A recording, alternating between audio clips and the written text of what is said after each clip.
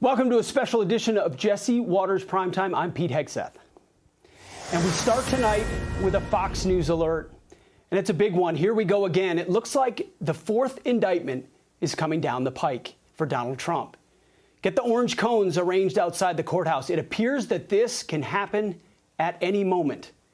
According to the Atlanta Journal-Constitution, minutes ago, Judge Robert McBurney told reporters to remain at the courthouse for another hour.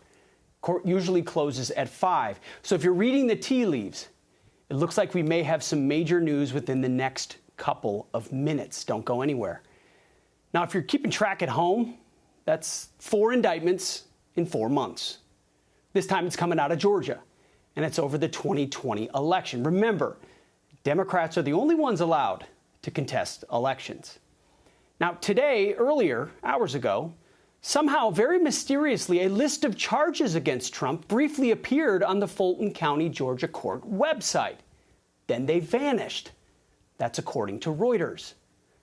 They weren't supposed to be public. The grand jury didn't even vote yet, we're told.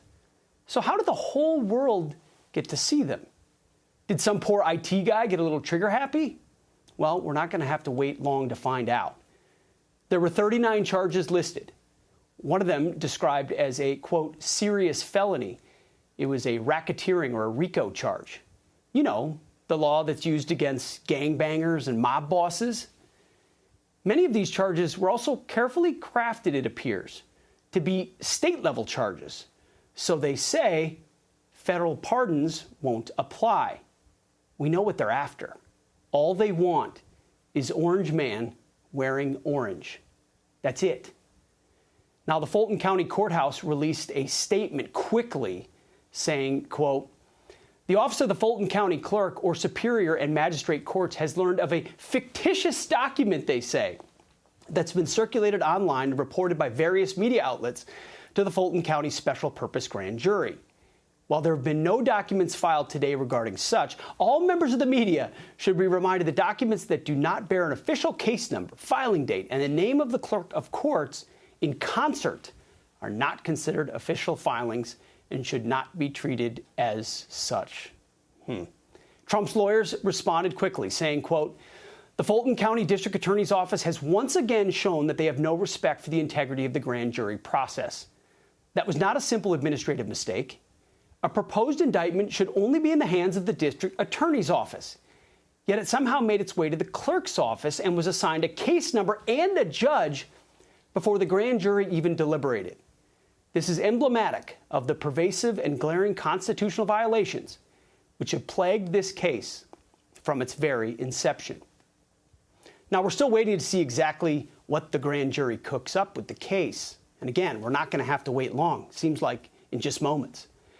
But what we're interested in tonight is a pattern we've noticed. And maybe you've noticed it too. Every time, and we mean every time, there's a bombshell about Hunter, there's immediate news about another Trump indictment, completely wiping out all coverage about the Bidens. On Friday, we found out about a compromised special counsel appointed to investigate Hunter Biden. The next day, we hear Trump's going to be indicted in Georgia. July 31st, Hunter's business partner, Devin Archer, testifies. The next day, Trump's indicted over January 6th. June 8th, an FBI document says Joe Biden took a $5 million bribe from a Ukrainian Burisma executive. The next day, Trump indicted over Mar-a-Lago. March 17th, Hunter Biden accidentally admits the laptop is his, which we all knew, but he finally admits it. March 18th, the next day, we found out Trump is going to be indicted in New York by Alvin Bragg. You see how this works? Once, shame on you. Twice, shame on me. But 4 times, well, that's the playbook. The Bidens aren't doing anything illegal. They say, look at Trump. He's the criminal. This might explain why they're fast-tracking the Georgia case. And they are. Today, a witness in the case said this. Change of plans. I'm going to court today.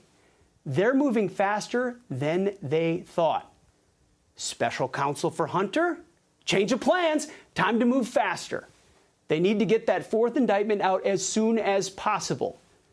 because the news cycle is their most important timeline. And it fits, because by now, we know the Democrat script: deflect. Whether or not it's criminal, whether or not it warrants special counsel status, are you concerned about this stuff? Here's what I'm concerned about.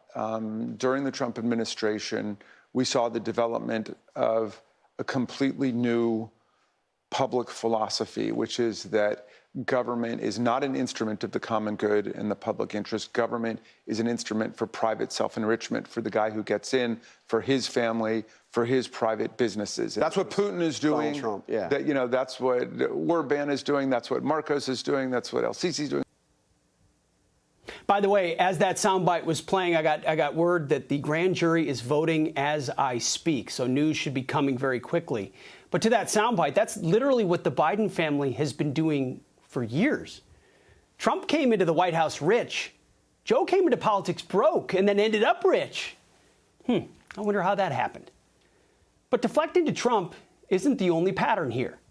Whenever Biden's DOJ or a local Democrat hits Trump, well, Joe, he disappears. Get this, August 8th, 2022, the FBI raids Trump's house. That weekend, Biden escapes to an island off South Carolina for some sun. March 18th, Trump's New York indictment is revealed. That same day, Biden goes to Rehoboth for vacation. I hear the beaches in Delaware are beautiful in March. August 1st, Trump gets indicted over January 6th. Biden's gone for a week. And just this weekend, after we find out about Georgia, Biden's back at the beach. You see, Joe's handlers stick him behind a rope line in the sand to shuffle around so that the press can't get to him. And then when he's finally back in D.C., he takes the long way back to the Oval so that no one can ask him questions and he can pretend like he doesn't hear them. Of course, Biden's trying to convince the country he has nothing to do with any of this. The Department of Justice is independent. That is what the president believes. He believes that this White House will not politicize the Department of Justice. Totally independent. The president has no idea what the guy he appointed is doing. He never has. Biden found out about his son being investigated and his biggest political opponents being arrested in the news, just like us, just a regular Joe. No politics at play here, nothing to see here. Ignore that Congress was ready to drag Weiss in front of Congress to make him testify about the Bidens, but not anymore. Has support Weiss going before Congress to answer questions for the sake of transparency? That is up to the Department of Justice. You think the Biden's DOJ is going to let Weiss testify? Not a chance. And if he does, he'll be allowed to say nothing. Try, it's an ongoing investigation, repeat 400 times. Weiss has been investigating the Bidens for 5 years, and all he found was a tax and gun charge. The New York Post found a lot more than that after cracking open the laptop for 10 minutes. But Hunter's lawyer said you won't be seeing anything new, no new evidence with Weiss. There's no new evidence to be found. Some of these transactions are years old. They've had people in the grand jury. They've had data that was provided to them. I don't know the possibility exists after this kind of painstaking investigation. Same guy, no new information. You see, the fix is in. The special counsel is compromised. Here's the IRS whistleblower largely responsible for that. He is not independent. He's still the U.S. Attorney in Delaware, and we've provided multiple pieces of evidence to show that he's provided preferential treatment, that they stymied investigative steps. That's all under United States Attorney Weiss. So is he now going to not stymie the investigative steps? I don't think that is likely to occur. I mean, the reason there's a special prosecutor is because of these whistleblowers, and now the whistleblowers are saying the whole thing's going to be a sham. But Democrats are never going to admit that this whole thing reeks because they're getting what they wanted. They resisted Trump from the minute he took office. I saw a bumper sticker with resist on it yesterday. Now they're obsessed with arresting him. Since Joe's only strategy is in the basement, they need to throw Trump in the slammer. And the media? Here's their line. Orange man really bad. And 10% Joe, he's just a caring dad. Congress needs to stop investigating a private citizen and stop this fishing expedition to try to link President Biden to Hunter Biden's conduct. Hunter Biden's being subjected here to a level of not only scrutiny, but accountability that most mere mortals would not. Hunter Biden, he could be a terrible guy. I don't know, never met him, is being treated worse than anyone else would be. This is the son of the president. He's not the candidate. He's not a political officer. Doesn't even begin to compare to classified documents and to the indictment here in D.C.